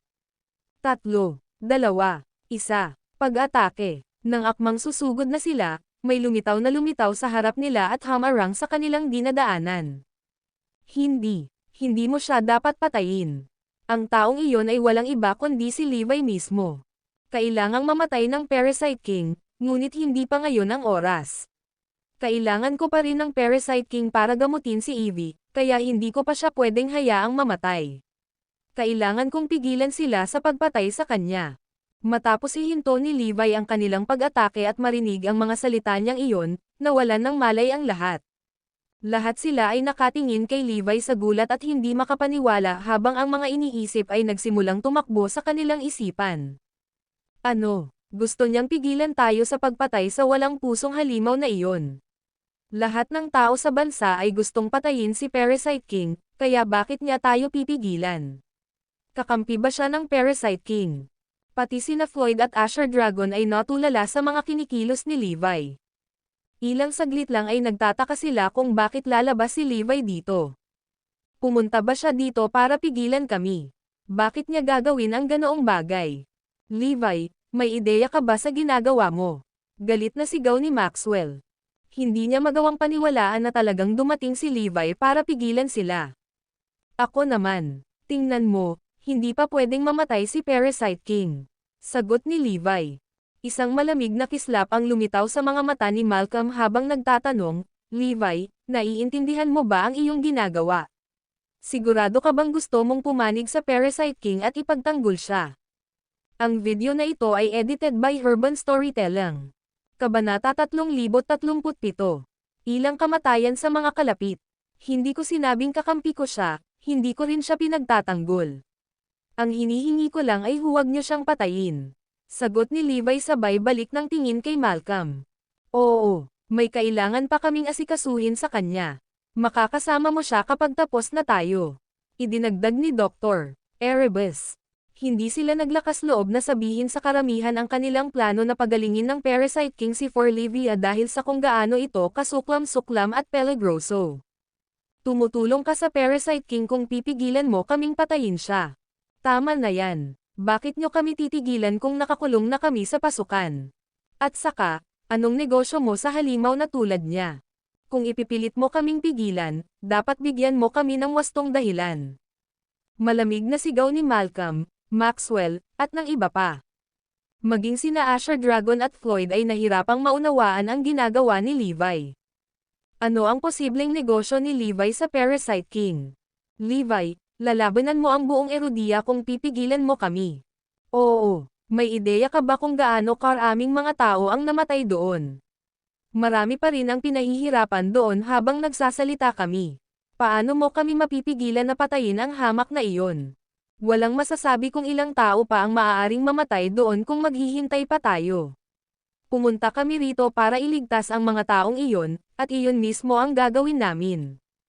Kung susubukan mong pigilan kami, maituturing kang kasabwat ng masamang B***** na iyon. Sigurado ka bang gusto mong gawin ito? Ang mga taong iyon ay masigasig na inaangkin ang mataas na moral sa kabila ng pag-uugali tulad ng mga uhaw sa dugo na mga ganid. Ang gusto lang nila ay hatiin ang mga kayamanan ng Parasite King at hukayin ang lahat ng mahiwagang halamang gamot sa lugar na pinaghihigpitan ng Rank 1, ngunit ang palusot nila ay makatwiran na kahit si Levi ay nahirapang makipagtalo. May ideya ka ba kung gaano kahirap para sa ating lahat na magtipon dito ng ganito? How dare you stop us kapag malapit na naming alisin sa mundo ang hamak na iyon? Wala akong pakialam kung ano ang dahilan mo. Kung susubukan mong pigilan kami, ituturing kang kaaway ni Erudia. Inangkin din ni Malcolm ang mataas na moralidad at sinimulang pilitin si Levi. Mas mabuting pag-isipan mong muli ang iyong mga kilo, Levi. Kung pipiliin mong sumalungat sa amin, hindi kami magdadalawang isip na patayin ka bago durugan ang Parasite King. Tinatrato na ni Maxwell si Levi na parang kaaway. Oo, papatayin natin ang lahat ng humahadlang sa atin. Sabay-sabay na sigaw ng lahat. Nang malapit nang maganap ang isang malaking labanan, humakbang si Asher Dragon kasama ang ilan sa kanyang mga tauhan at sumigaw, "Teka! Huminahon, lahat, may itatanong muna ako sa kanya." Sumenya si Asher Dragon kay Malcolm at Maxwell bago lumingon kay Levi. "Boss, anong negosyo nyo sa Parasite King? Hindi sila titigil hanggat hindi mo ipinapaliwanag ang iyong sarili." Isang nag-aalinlang ang tingin ang bumakas sa mukha ni Levi nang marinig iyon. "Pero paano ko kaya sasabihin sa kanila ang totoo? Sino ang maniniwala sa akin kung sasabihin kong ipapagaling natin sa Parasite King si Evie sa kanyang pagkalason? Alam ng lahat kung gaano kakilakilabot ang lason na iyon sa katawan ni Evie. Walang sinasabi kung gaano kalakas ang Ultimate Parasite pagkatapos nitong kainin ang lason na iyon. Dahil ang plano ko ay magiging mas malakas ang Parasite King, walang paraan na papayag sila dito. Karamihan sa kanila ay tiyak na tatutol sa pagliligtas ko kay Evie sa ganitong paraan. Bagamat wala akong dahilan para matakot sa kanila dahil madali kong mapatay silang lahat, hindi ito isang angkop na dahilan para gawin ito."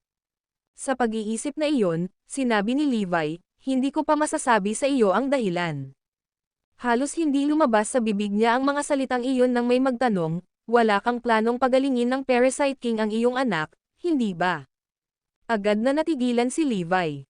Ano, nagawa nilang malaman ito? Nang marinig ang tanong na iyon, nagsimulang talakayin ang lahat ng ideya. "Nabalitaan ko na ang Parasite King ay nagdisenyo ng isang parasite na tinatawag na Ultimate Parasite, mula noong natutunan niya ang sining na ito. Sa katunayan, gumagawa pa rin siya ng mga parasito hanggang ngayon. Sinabi nila na ang Ultimate Parasite ay naging napakalakas na ang kamatayan ay tiyak para sa sino mang darating sa loob ng ilang daang talampakan mula rito." Ang video na ito ay edited by Urban Storytelling. Kabanata 3038. Isang huling pagpapalakas. Oo, higit pa riyan, ang Ultimate Parasite ay nagmature na hanggang sa punto kung saan ang dugo mula sa mga tao ay hindi na ito kayang suportahan, kaya kailangan niyang gamitin ang lahat ng uri ng nakamamatay na lason. Ang lason sa katawan ng anak mo ay Final Malice, di ba? Sigurado akong nagpaplano kang ubusin ang Ultimate Parasite ng lason na iyon pagkatapos mabaygo ang bawat iba pang paraan ng paggamot. Hindi ba, Levi? Lahat ng mata ay nakatutok kay Levi habang tinatanong siya. Ang katotohanan na si Levi ay biglang humakbang na may Forlivia sa kanyang likod ay halata na siya ay nagbabalak na gamutin siya. Dahil sa kung ano ang nangyari, walang pagpipilian si Levi kundi ang aminin ito.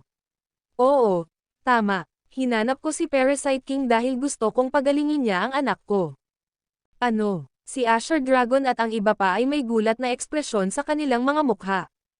Hindi ako makapaniwalang naging desperado na si Levi kaya naisipan niyang tretuhin siya ng napakasamang paraan. Nakakabaliw ito. Nasisiraan ka na ba ng bait, Levi? Paano mo naisip na tretuhin ng ganito ang iyong anak? Ayon sa alamat, ang sinumang buhay na nilalang nalalapit sa Ultimate Parasite ay mamamatay. Paano kung mapatay mo ang iyong anak bago mo siya magamot? Bulalas ni Malcolm na may nanunuyang ngiti. Ano ba, baka mapahamak pa siya. Ultimate Parasite ang pinag-uusapan natin. Madali nitong ubusin ng buo ang iyong anak. At saka, kahit na nagawa mong pagalingin siya, hindi ka ba natatakot sa anumang epekto? Pati si Maxwell ay sumingit ng may sarkastikong ngiti. Natahimik si Asher Dragon at ang iba pa habang sumasang-ayon sa sinabi ng dalawa. Hindi tulad ng mga orthodox na pamamaraan ng paggamot, ang mga masasamang pamamaraan na ito ay may malaking panganib. Ang nasa isip ni Levi ay hindi kapani-paniwalang hindi nararapat. Siguradong pipigilan siya ni Zoe at ng iba kung nandito sila.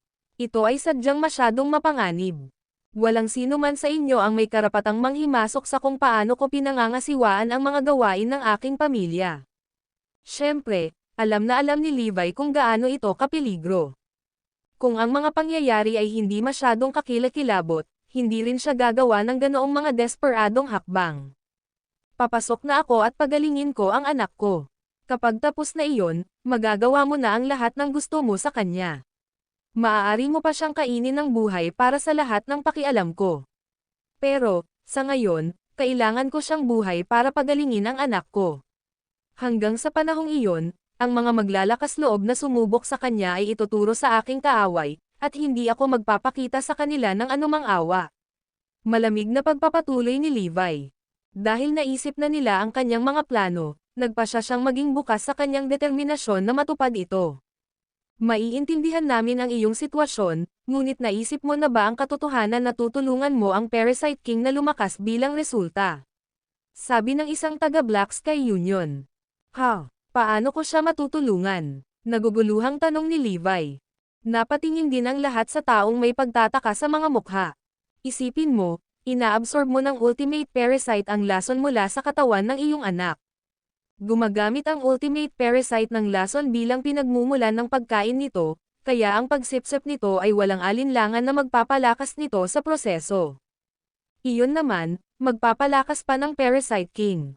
Ang masaklap pa, ang iyong anak na babae ay nalasan ng tinatawag na pinaka-nakamamatay na lason na umiiral. Maaari nitong palakasin ng husto ang Ultimate Parasite sa maximum. Paano natin tatalunan ang Parasite King kung gayon? I don't think we'd stand a chance kahit isang beses pa kaming kasama ng mga lalaki. Ano ba, kahit ang mga Diyos-Diyosan ay hindi siya kayang talunin. Natahimik ang lahat matapos marinig ang paliwanag ng lalaking iyon. Maging si Levi ay hindi iyon iniisip hanggang noon. Ang Ultimate Parasite ay talagang lalakas pagkatapos masipsip ang lason sa katawan ni Forlivia. Ay, tama na. Narinig ko na ang Ultimate Parasite ay isang hakbang na lang para maabot ang pinakamataas na lakas nito. Ang parasite na ito na pinalaki ng Parasite King ay halos ganap na nagmature. Magagawa mo lang siya ng pabor kung hahayaan mo itong sumipsip ng lason ng iyong anak. Paano natin siya sisirain kung siya ay halos hindi na matatalo? Lahat ng erudiya ay magdurusa habang tayong lahat ay nagiging pagkain para sa kanyang makamandag na mga parasito. Eksakto. Bibigyan mo lang siya ng kamay kung hahayaan mo siyang gamutin ang anak mo. Ang video na ito ay edited by Urban Storytelling. Kabanata 3039. Pag-atake ng mga bantay ng langit. Nataranta ang lahat ng marinig iyon. Ibibigay lang ni Levi ang Ultimate Parasite ng nudge na kailangan nito para ganap na maging matanda. Hindi alintana kung ang nilalang ay maaaring gamutin si Forlivia o kung siya ay nasa anumang panganib. Ang Ultimate Parasite ay tiyak na lalakas pagkatapos na masipsip ang lason sa kanyang katawan. Magreresulta iyon sa pagiging napakalakas ng Parasite King na walang makakapidyo sa kanya, na isang napakalinaw na dahilan ng kanilang pag-aalala. Siyempre, hindi naman talaga sila nag-aalala kung ano ang mangyayari kay Erudia. Nag-aalala lang sila na hindi nila matalo si Parasite King at hatiin ang kanyang mga kayamanan. Para hindi lumakas si Parasite King, kailangan nilang pigilan si Levi sa pagbibigay sa kanya ng lason ni Forlivia. Hindi ito personal, Levi. Isang katotohanan lang na lalakas ang Parasite King kung tretuhin niya ang iyong anak, at gagawin siyang banta nito sa buong Erudia. Hindi mo malalagay sa panganib ang isang buong bansa dahil sa sarili mong makasariling dahilan. Halos nagsasakripisyo ka ng napakaraming inosenteng buhay para lang mailigtas mo ang iyong anak. Protesta ni Malcolm.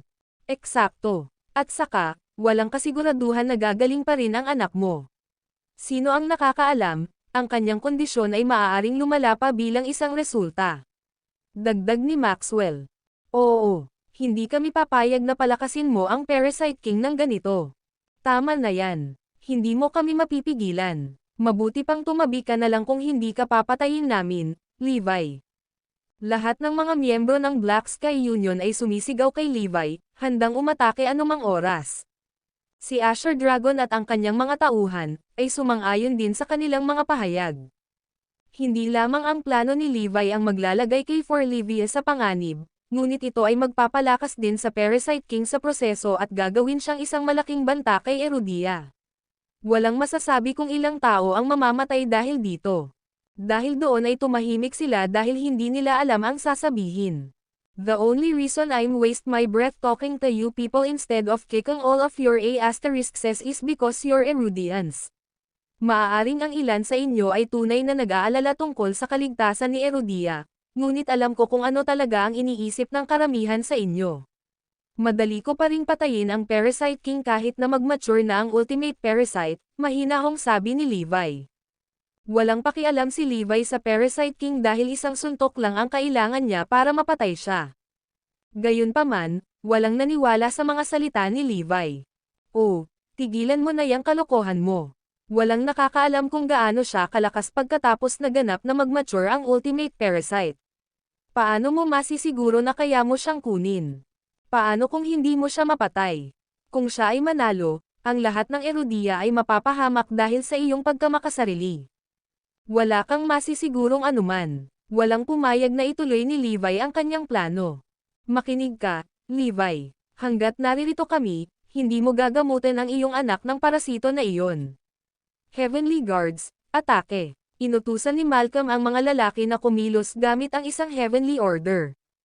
Dahil ang mga Diyos ay nanumpa ng ganap na pagsunod sa Heavenly Order bago sumali sa Heavenly League, kailangan nilang sundin ang anuman at lahat ng utos na ibinigay sa kanila. Bahala, mga kasama. Papatayin natin ang lahat ng humahadlang sa ating landas. Sigaw ng mga miyembro ng Black Sky Union habang naghahanda rin silang umatake. Si Asher Dragon at ang kanyang mga tauhan ay nahaharap sa isang malaking problema. Napakahirap para sa kanila na pumili sa pagitan ng pagsunod sa makalangit na kautusan at sa panig ni Levi. Habang pawis na pawis silang lahat sa pag-aalinlangan, sumigaw si Levi, Asher Dragon, Kirin, Phoenix, White Tiger, Black Tortoise, Floyd. Tigilan mo sila kung may respeto ka pa sa akin. Halos mawalan sila ng malay nang marinig iyon. Ano, hinihiling sa atin ni Levi na pumili sa pagitan niya at ng Heavenly Order. Ito ay napakabaliw kaysa sa aming inaasahan. Ang iba ay huminto sa kanilang paglalakad at tinitigan si Asher Dragon at ang iba pa, naghihintay sa kanilang desisyon. Ano pang hinihintay nyo? Atake. Lahat ng Heavenly Guards, inuutusan ko kayong umatake ng sabay-sabay. Sigaw ni Malcolm. Ganon ba kahirap ang pumili? How dare you call yourselves Heavenly Guards kung hindi man lang kayo makagawa ng ganoong simpleng desisyon? Dagdag ni Maxwell. Ang video na ito ay edited by Urban Storytelling. Kabanata 3040. Nakatayo kasama ang boss. Nasaan ang loyalty mo, ha? Ano ang nangyari sa panunumpa ninyo lahat? Kayong lahat ay miyembro ng Heavenly League, kaya kailangan mong sundin ang anumang Heavenly Order na ibinigay sa iyo kahit na ito ay kabayaran ng iyong buhay. Habang si Malcolm at Maxwell ay patuloy na sumisigaw sa kanila, ang iba ay naghihintay sa kanilang desisyon. Si Asher Dragon at ang iba ay may magkasalungat na tingin sa kanilang mga mukha. Para bang hindi sapat na masama ang napilitang gumawa ng ganoong mahirap sa pagpili, ang pagkakaroon ng sigawan ni na Malcolm at Maxwell sa kanila ng ganoon ay lalo lang silang na-stress. Arg, sirain mo, pigilan mo sila. Biglang napalingon si Asher Dragon, Kirin, at ang iba pa para harapin sina Malcolm, Maxwell, at ang libu-libong tao sa likod nila. Ang mga mangangahas na dumaan sa atin ay itinuring na mga kaaway, at papatayin natin silang lahat ng walang awa. Oo, walang dumadaan sa atin. Huwag kang mag-alala, boss. Nasasakupan ka na namin, kaya pumasok ka na lang. Sigaw nila habang nakatayo sa tuwid na linya sa harap ni na Malcolm at Maxwell. Sa pakiramdam na gamaan ang pakiramdam na sila ay nasa kanyang panig, mabilis na pumasok si Levi sa pugad ng Parasite King kasama si Dr. Erebus. Si Asher Dragon at ang iba pa ay may mga ngiti sa kanilang mga mukha habang nakaramdam sila ng kasiyahan sa kanilang desisyon. Sa huli, pinili nilang lahat na pumanig kay Levi. Gaano kakalakas loob na sumalungat sa isang utos ng langit. Sasabihin ko sa lahat ang tungkol sa iyong mga aksyon ngayon at paalisan kayong lahat sa Heavenly League. Ito na. Tapos na tayo. Walang sino man sa atin ang magkakaroon ng pagkakataon kung ang Ultimate Parasite ay kumonsumo ng Final Malice. Maghintay ka lang. Malapit nang maging buhay na impyerno si Erodia, at ikaw ang may kasalanan ng lahat. Anuman ang kanilang sinabi, si Asher Dragon at ang iba pa ay tumangging kumilos. Atake. Gusto ko kayong lahat. Sa totoo lang, kalimutan na ito. Gustong umatake ni na Malcolm at Maxwell noong una, ngunit nagbago ang isip nila nang makita nilang maraming deity ang Asher Dragon sa kanyang panig. Ang pakikipaglaban sa kanila ay magreresulta lamang sa mabibigat na casualty para sa magkabilang partido, kaya ang tanging magagawa nila ay maghintay doon at manalangin para sa pinakamahusay. Ang mga miyembro ng Black Sky Union ay labis na nabalisa dahil natatakot sila na hindi nila mahal ang mga kayamanan ng Parasite King. Gayunpaman, wala silang magagawa tungkol dito dahil ang Asher Dragon ay napakaraming Diyos sa kanyang panig. Kaya lang, nagpatuloy si Levi at ang iba pa sa pugad ng Parasite King. Nakatagpo sila ng napakaraming makamandag na organismo at mabangis na hayop sa daan kaya't nanlaki ang mga mata ni Venom Finn sa pagkamangha. Para sa kanya, ang mga bagay na iyon ay kayamanan na mas gusto niya kaysa sa mga babae. Gayunpaman, ang mga tanawing sumalubong sa kanila sa ilang sandali ay napakasama at nakakakilabot na nagpakulo ng galit ng lahat. Hindi mabilang na buhay na mga bata at sanggol ang ginagamit upang makabuo ng mga parasito, at ang kanilang nakakapangit na kalagayan ay hindi kapani-paniwalang hindi magandang tingnan. Anong F***? Ito ay higit sa hindi makatao. Galit na nagmura si Dr. Erebus. Galit na galit din si Levi nang makita ang mga batang iyon na naalala niya ang kalagayan ni Forlivia. Inaanyayahan ako ni Forlivia na gamutin ang kanyang pagkalason, ngunit paano ang mga batang ito? Maaari lamang silang magdusa ng walang magawa ng walang pag-asa ng kaligtasan. Habang nagpatuloy ang grupo, sa wakas ay natagpuan na nila ang taong hinahanap nila. Ang Parasite King at ang kanyang mga alagad ay nakatanggap ng balita tungkol sa kanilang pagdating, kaya libu-libong lalaki ang nakapalibot sa grupo ni Levi sa labas ng lugar. Sabay-sabay na nanlilisik ang daan-daang mga mata sa grupo ni Levi. Inilatag ni Parasite King ang kanyang mga parasito bilang paghahanda sa isang laban habang nakatayo siya sa likuran. Pakiusap, huwag kang magkamali. Nandito kami para pagalingin ng Parasite King ang anak ko. Sigaw ni Levi. So, ikaw si Levi, ha? Ang iyong anak na babae ay nalasan ng Final Malice, tama ba ako? Tanong ng isang nakakatakot na payat na matanda habang humahakbang.